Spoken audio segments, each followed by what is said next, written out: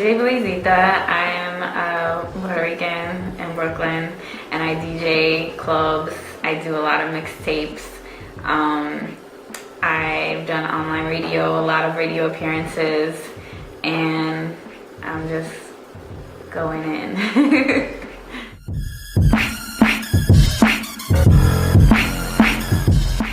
I've always done radio. I started in high school, and even before that, like, I was the DJ of the house, you know, always making CDs and like trying to put together tapes when tapes existed. And then I went to college. I went to Penn State, and I was just, you know, on radio there, and I met a few DJs, and they came and did, you know, mix show features, and I asked one of them to teach me how to DJ because I saw, you know, one of them rock out a Penn State party. I had seen like Flex and KJKABOOM come to Penn State and kill it, and I was like, oh, I definitely want to be a DJ and rock out parties. And, you know, since I was already on the radio, it was like a good match, and I already knew what music that I love, so.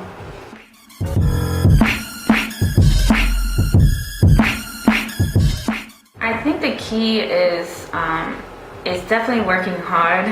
And I mean, relationships are tough in the music industry. You can't really trust a lot of people. I mean, you just kind of have to feel it out. You have to, you know, find people who have similar interests. Even if, you know, you kind of like what someone's doing, maybe try to offer something that you're doing so you can work together and build things up. And then, you know, and then just rock out and see how it goes. It's, you know, it's hard to build friendships. Friendships are different from like music industry relationships. Like for me, you know, I have very few friends, but I definitely, you know, just working hard and then sort of trading things is a good way to do that.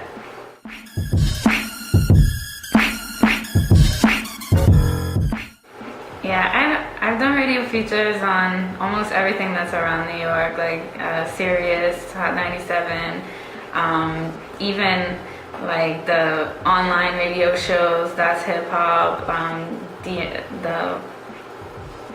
Matrix Studios. Like I've done all of that.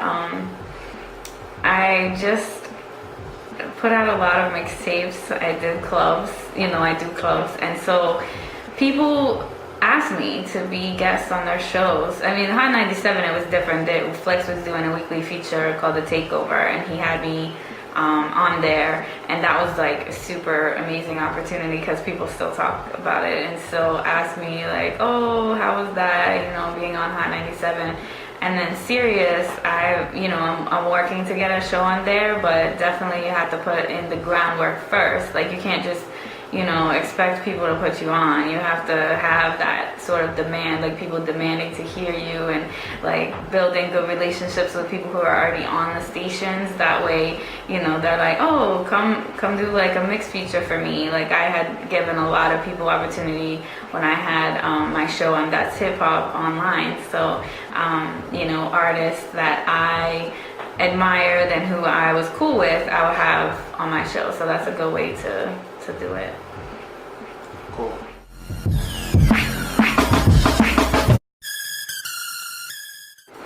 I think the best way is to approach on, you know, it's tough if you're not in the New York area, but you should really try to build relationships with the DJs that you want to play your music, not just like Twitter us a link or, you know, send blind emails, because we get so many emails and, you know, texts and, you know, even people just randomly coming up to us like, I'm not going to remember you unless you're like, you know, really like, hey, it's great meeting you, I really want to send you a song.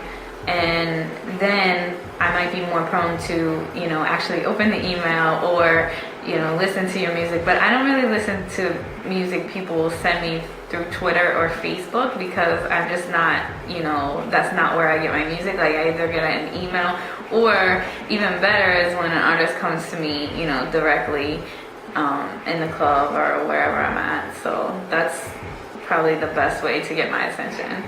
So if they saw you in the club, what do they do, say?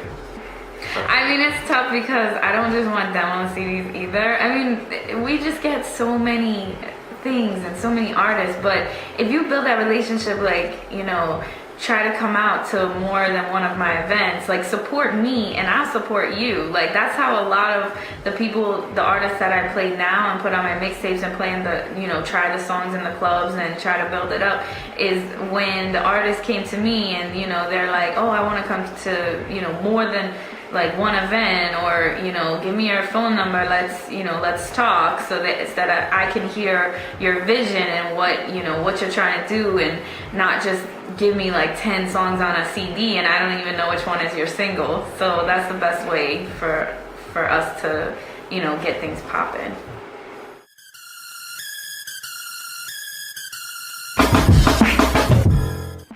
Branding is important. At first, I didn't know that. So I did a lot of things just randomly, or, you know, I wasn't sure like what my thing was, or my look, or my, you know, even my tagline. The hottest chick in the game came up because somebody gave me that when I first started DJing, like BLAZITA. They were like the hottest chick in the game, and so I used it. And that was before people even knew who I was. So it took a long time to feel myself out and what I wanted people to know me for. And so even the last like year or two, it took years. So even the last year or two is when I started doing like Club Heat mixtape series, and I started, you know, making sure that everybody who did drops for me said the hottest chick in the game, and that my website and my, you know, even my laptop, I have like a sticker where when people see me DJ in the club, they'll be like, oh, okay, that's who that is. And, you know, giving out flyers and things like that to make sure everybody sees, you know, and they can connect with who I am. So that takes a while because you have to know who you are, what your thing is, and, you know, how people know you. It's even like what I hear from other people too is what I take in and I use for branding. So it's a process, and it's important because that's how, you know, people remember you, and you can really like build off of that and you know, do more things with like, you know, sponsors and stuff like that.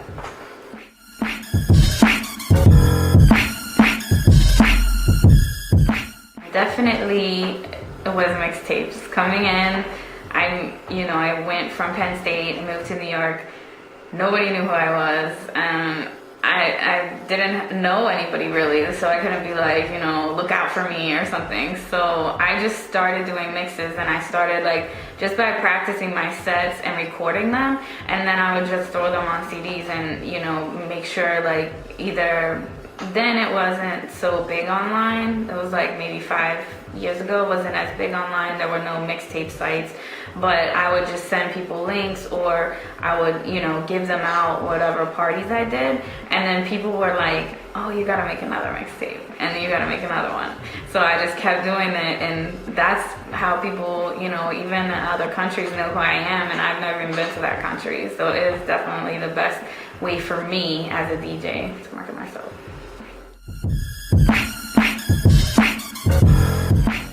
Well, when I'm thinking about myself as a DJ and, you know, what I want to do, I don't really have anybody like that I'm trying to be like. I just want to, you know, be who I want to be and do the things I want to do, and, you know, accomplish certain things like, you know, be on radio and be in clubs 7 nights a week. And if I would think of somebody like that though, like I always looked up to Kid Capri. I always wanted to like shut down parties and be DJing all over the place, and have, you know, now he has his own TV show, which was a good way to, you know, go after, like even after DJing, like now he has, you know, the mix show, like that contest on Master of the Mix on BET. So that was like, you know, a good way to branch out and have other people know who he is, besides just like, you know, people that go to the parties and other DJs. So I mean, he's definitely doing his thing, so I wouldn't mind being on that level.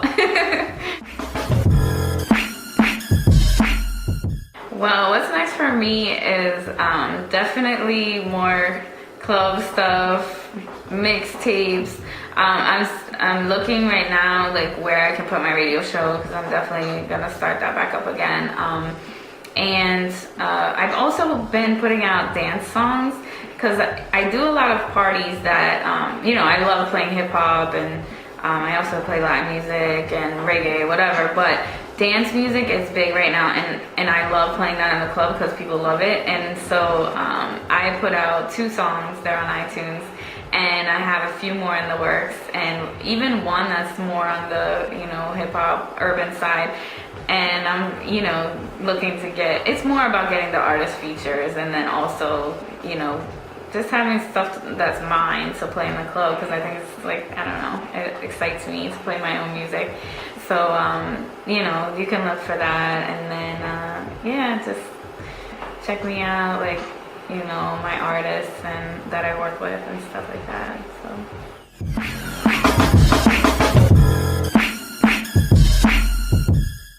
yeah, I would say you definitely have to be consistent, and you have to practice your craft, of course. You also, it's just, I mean, go hard with it. It has to be something that you love and you do like 24/7. And you know, don't get distracted or let people tell you that you can't do it, because you can. You know, I didn't think that I would be as well known or get as far as I even have so far, and that just shows, like, you know, just work hard and you can and you'll get where you're, you know, even past where you think you're gonna get. So this is DJ BLAZITA. You can check me out, djblazita.com. Follow me on Twitter at DJ BLAZITA. I Twitter a lot. And shout out to majorstage.com for the interview.